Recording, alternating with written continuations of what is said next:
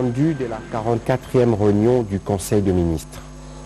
Le Premier ministre chef du gouvernement, Jean-Michel Sama Lukonde Kyenge, a présidé ce vendredi 11 mars 2022 par visioconférence la 44e réunion du Conseil des ministres du gouvernement de la République. 5 points étaient inscrits à l'ordre du jour. 1. Communication du Premier ministre chef du gouvernement. 2. Point d'information. 3. Approbation d'un relevé des décisions du Conseil des ministres.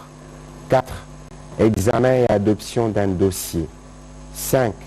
Examen et adoption des textes. La communication du Premier ministre chef du gouvernement a porté sur 5 points principaux, à savoir 1. Le lancement des activités commémoratives du mois de la femme. Le Premier ministre chef du gouvernement a salué le bon déroulement de la célébration de la Journée internationale des droits de la femme sur toute la République démocratique du Congo. Au nom du gouvernement, il a adressé des encouragements et des félicitations à la ministre du Genre, Famille et Enfants qui, depuis la ville de Mbandaka, chef-lieu de la province de l'Équateur, a procédé au lancement des activités du mois de la femme pour l'année 2022. Le chef du gouvernement a rappelé à l'occasion l'impérieuse nécessité de nous approprier résolument le combat pour la promotion et la valorisation de la femme et d'intégrer dans les vécus quotidiens des Congolais les valeurs de la masculinité positive prônées par le président de la République, chef de l'État. Le deuxième point de la communication du Premier ministre a porté sur la rentrée parlementaire. Conformément aux dispositions de l'article 115 de la Constitution, le Premier ministre chef du gouvernement a rappelé aux membres du gouvernement que l'Assemblée nationale et les Sénats ouvrent leur première session ordinaire respective de l'année 2022 le 15 mars prochain. Il a insisté sur l'urgence et le devoir pour les membres du gouvernement de suivre les pertinentes recommandations du Parlement et d'accorder une attention particulière à celles liées à l'état de siège conformément à sa lettre numéro 0211 du 27 juillet 2022. Au sujet du programme de développement de 145 territoires, dans le cadre de sa mise en œuvre, le Premier ministre chef du gouvernement a informé le Conseil que le gouvernement, à travers le ministère du Plan, a procédé le jeudi 10 mars 2022 à la signature des protocoles d'accord avec les 3 agences d'exécution, à savoir les BCECO, les PNUD, les CFF. Cette cérémonie a été présidée, comme je l'ai dit tout à l'heure, par les ministres du Plan. Le 4e point de la communication du Premier ministre a porté sur les mesures d'atténuation de l'impact négatif de l'économie sur notre économie de la guerre en Ukraine. Suite à la guerre qui sévit en Ukraine, le Premier ministre chef du gouvernement a prévenu le ministre que cela ne manquera pas de perturber l'économie mondiale avec une incidence sur notre pays. Nous devons donc nous attendre à en subir le coût. Pour y faire face, le gouvernement, à travers le ministère du Budget et des Finances, la Banque centrale, ont le devoir d'anticiper avec les concours de partenaires afin de mettre en place des mesures de mitigation nécessaires pour atténuer l'impact de ces chocs exogènes qui risquent de mettre en mal nos équilibres macro et microéconomiques. Le Premier ministre a terminé sa communication en revenant sur la nécessité pour tous les membres du gouvernement et toute la communauté congolaise de se mobiliser pour apporter les soutiens à nos vaillants léopards qui affrontent le 25 mars prochain les Lions de l'Atlas du Maroc dans le cadre des éliminatoires pour la Coupe du Monde 2022. Avant de passer au chapitre de points d'information, le président de la République, chef de l'État, est intervenu par surprise depuis Bruxelles pour faire le point de son séjour au Royaume de Belgique. Le président de la République a informé le membre du gouvernement qu'après s'être fait examiner dans un hôpital spécialisé, une hernie discale au niveau des vertèbres cervicales a été diagnostiquée et qu'il bénéficie d'une prise en charge médicamenteuse. Il n'a donc subi aucune intervention chirurgicale. Il a annoncé son retour au pays la semaine prochaine et il présidera en présentiel le 18 mars prochain le Conseil de ministres. Il a invité la population congolaise à ne pas suivre les incongruités et autres manipulations de certains médias et laboratoires mal intentionnés. Au chapitre de points d'information, le vice-premier ministre, ministre de l'Intérieur, Sécurité, décentralisation et affaires coutumières, a présenté la synthèse de l'état du territoire national qui reste généralement calme sur toute l'étendue à la suite de la détermination du commandant suprême d'assurer la sécurité dans tous les 4 coins de la République démocratique du Congo. Il subsiste cependant de forces négatives dans les provinces sous état de siège, où nos vaillantes forces armées continuent la traque et autres missions pour amener la paix dans cette partie du pays. Au sujet de l'état d'esprit de la population, le vice-premier ministre, ministre de l'Intérieur, décentralisation et affaires coutumières, a indiqué qu'il a été caractérisé notamment par la célébration le 8 mars de la Journée internationale des droits de la femme, des commentaires divers et variés sur la visite annoncée par le pape du 2 au 5 juillet prochain à l'invitation du président de la République, la psychose sur la recrudescence de la criminalité dans le milieu urbain. Le vice-premier ministre, ministre de l'Intérieur, Sécurité et décentralisation, a également évoqué le cas de naufrage d'une embarcation dans les villages Vanongé, province de la Chopo, causant 5 pertes en vies humaines. Toujours sur ces chapitres sécuritaires, à son tour, la vice-ministre de la Défense nationale et ancien combattant a présenté une situation générale des opérations militaires en République démocratique du Congo, spécifiquement les opérations en cours entre nos forces armées et les forces armées ougandaises.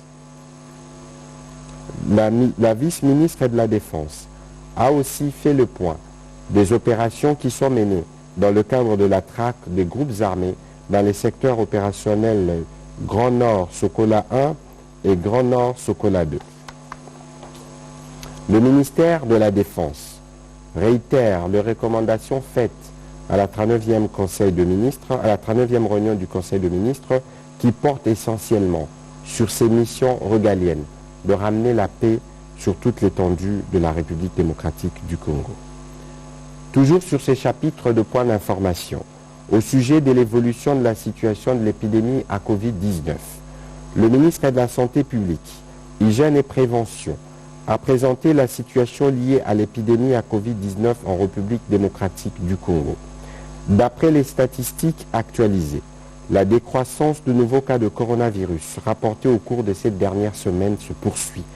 Pour préserver cette situation positive et garantir un retour progressif à la vie normale, il a recommandé la vigilance absolue afin de poursuivre la sensibilisation, invitant la population à observer scrupuleusement les gestes barrières pour se protéger et se prémunir contre les vagues éventuelles.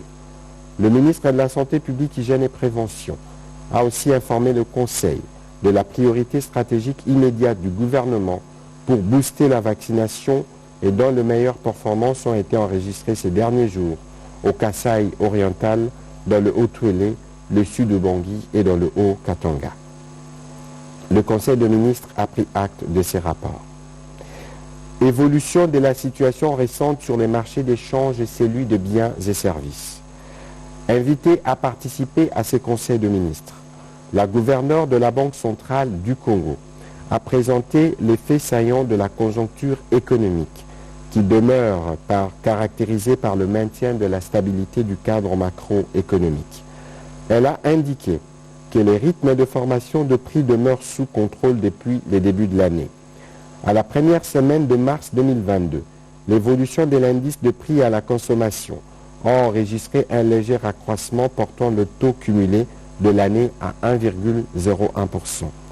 À condition inchangée, il est attendu un taux d'inflation de 5,9% à fin décembre 2022 face à un objectif de 7% à moyen terme. La gouverneure de la Banque centrale du Congo a insisté sur le fait que le marché d'échange demeure relativement stable sur les deux segments, consécutivement à la poursuite de la bonne coordination des politiques macroéconomiques conjuguée à une conjoncture globalement favorable. En dépit de la stabilité observée et face à certains risques d'origine interne et externe, la gouverneure de la Banque centrale du Congo a recommandé le renforcement de la coordination des actions au niveau des politiques budgétaires et monétaires, la mise en place d'un mécanisme de suivi et de veille pour préparer et mettre en œuvre les mesures de riposte par rapport aux risques identifiés, notamment ceux liés à la guerre à l'Ukraine. Le ministre d'État, ministre des Infrastructures et Travaux publics a pour sa part informé le Conseil de l'état d'avancement de projets d'entretien dans la voirie urbaine à Kinshasa. Il s'agit de projets particuliers en cours de réalisation pour la réhabilitation et la construction de certains axes routiers dans la ville-province de Kinshasa. Le Conseil de ministres a pris acte de ce rapport.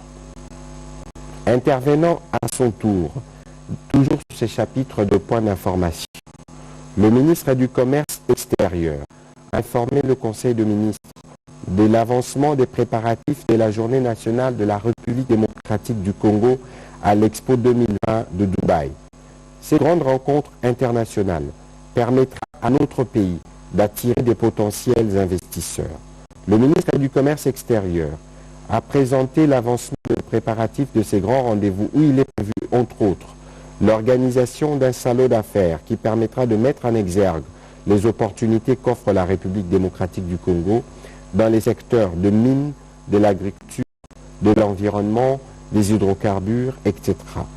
Au-delà des investissements et suivant les instructions du président de la République, la rumba sera mise en vedette par une production scénique de nos artistes musiciens, premiers ambassadeurs de notre culture. Le Conseil de ministres a aussi pris acte de cette note d'information. Au chapitre 3 du Conseil de ministres de ce jour, relatif à l'approbation d'un relevé des décisions du Conseil de ministres, le Conseil de ministres a adopté le relevé des décisions prises lors de sa 43e réunion tenue le vendredi 4 mars 2022 dernier. Quatrième chapitre du Conseil de ministres de ce jour, relatif à l'examen et à l'adoption d'un dossier. 1. Du projet d'un accord de coopération tripartite sur la boucle de l'amitié énergétique. Le ministre des Ressources hydrauliques et électricité a soumis au Conseil la matrice d'analyse et d'évaluation sur le projet d'accord de coopération tripartite entre la République du Congo, la République d'Angola et la République démocratique du Congo, relatif à la mise en place du projet boucle de l'amitié énergétique, projet qui a démarré dans un premier temps entre la République du Congo et la République démocratique du Congo. Il concerne deux principaux projets, à savoir l'interconnexion des réseaux électriques reliant Inga-Kinshasa en République démocratique du Congo et Brazzaville, centrale électrique de Pointe-Noire en République démocratique du Congo. L'alimentation en énergie électrique, consécutive à cette interconnexion des réseaux électriques des zones industrielles du Katanga en République démocratique du Congo.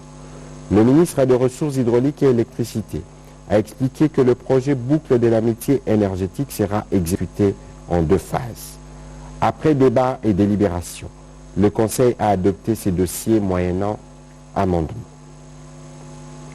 Dernier chapitre du Conseil de ministres de ce jour, relatif à l'examen et à l'adoption des textes. Premier texte, projet d'ordonnance-loi. La ministre d'État, ministre de la Justice et garde des Sceaux, a soumis au Conseil le projet d'ordonnance-loi autorisant la prorogation de l'état de siège dans les provinces de l'Ituri et du Nord Kivu pour une période de 15 jours prenant cours le 21 mars 2022. Cette prorogation permettra à nos forces de défense et de sécurité, appuyées par l'armée ougandaise, de consolider les acquis des opérations antérieures et de poursuivre les opérations d'envergure en vue de mettre fin à l'aventure terroriste et restaurer la sécurité, la paix et l'autorité de l'État dans cette partie de notre cher pays. Après débat et délibération, ces projets d'ordonnance ont été adoptés. Deux projets de loi du secteur de l'entrepreneuriat. Le ministre d'État, ministre de l'entrepreneuriat et des petites et moyennes entreprises, a présenté au Conseil deux projets de loi pour examen et approbation. Le premier projet de loi relatif à la promotion et à l'entrepreneuriat et aux start-up vise à mettre en place un cadre juridique moderne et dynamique relatifs à ces secteurs, vecteurs de création d'emplois, des générations de richesses et des nivellements de la croissance. La finalité de ce projet de loi est de créer des emplois durables et de faire émerger la classe moyenne en République démocratique du Congo. Quant au second projet de loi, il porte sur la promotion de l'artisanat. Élaboré dans le but de mieux structurer ces secteurs, mais aussi de concrétiser la vision du président de la République, cet arsenal juridique promeut le passage d'un artisanat archaïque, informel et fragile, à un artisanat moderne, organisé, professionnalisé, compétitif sur le marché national et international dont les œuvres et l'exercice doivent être inscrits dans la durée. Ces projets de loi prévoient des dispositions pratiques pour assurer le développement interne des artisans et des entreprises artisanales par la professionnalisation de leurs initiateurs et de leurs membres ainsi que par une protection sociale et une facilitation à l'accès au financement et au marché public. Après débat et délibération, ces deux projets de loi ont été adoptés. 4 projets de loi de ratification du secteur des finances. Le ministre des Finances a soumis au Conseil 4 projets de loi en application des dispositions de l'article 4 de la loi numéro 21/026 du 24 décembre 2021 portant habilitation du gouvernement et après promulgation par les chefs de l'État des ordonnances loi adoptées en Conseil du 11 février 2022. Le premier projet de loi a porté sur l'ordonnance loi numéro 22/007 du 25 février 2022 autorisant la ratification de l'accord cadre pour la protection des investissements signé le 18 juin 2021 entre la République démocratique du Congo et la Banque arabe pour le développement économique en Afrique. Le second projet de loi de ratification a concerné l'ordonnance loi numéro 22/008 du 25 février 2022 autorisant la ratification de l'accord de crédit numéro 6962ZR pour un financement additionnel de 100 millions de dollars américains comptant pour la préparation stratégique et réponse à la Covid-19. Le troisième projet de loi de ratification s'est rapporté à l'ordonnance loi numéro 22/009 du 25 février 2022 autorisant la ratification de l'accord de prêt de 50 millions de dollars américains au titre de projet de réhabilitation de la voirie de Kinshasa. Le quatrième et dernier projet de loi de ratification a concerné l'ordonnance loi numéro 22/010 du 25 février 2022 autorisant la ratification de l'accord de prêt numéro 21001 500 4273 d'un montant de 71 millions de dollars américains pour financer les projets d'appui au développement agro-industriel de Nganda-Jika. Après débat et délibération, le Conseil a adopté ces 4 projets de loi. 4. 2 projets de loi de rectification du secteur du commerce extérieur. Le ministre du Commerce extérieur a également soumis au Conseil 2 projets de loi de ratification pour examen et délibération dans le cadre de la même loi d'habilitation précitée. Le premier projet de loi concerne l'ordonnance loi numéro 22/005 du 25 février 2022 autorisant la ratification de l'accord commercial bilatéral entre la République démocratique du Congo et la République de Zambie. Le second projet de loi se rapporte à l'ordonnance loi numéro 22/006 du 25 février 2022 autorisant la ratification de l'accord commercial bilatéral entre la République démocratique du Congo et la République de l'Angola. Après débat et délibération, ces 2 projets de loi de ratification ont aussi été adoptés. Commencé à 12h26, la réunion du Conseil de ministres a pris fin à 16h04. Je vous remercie.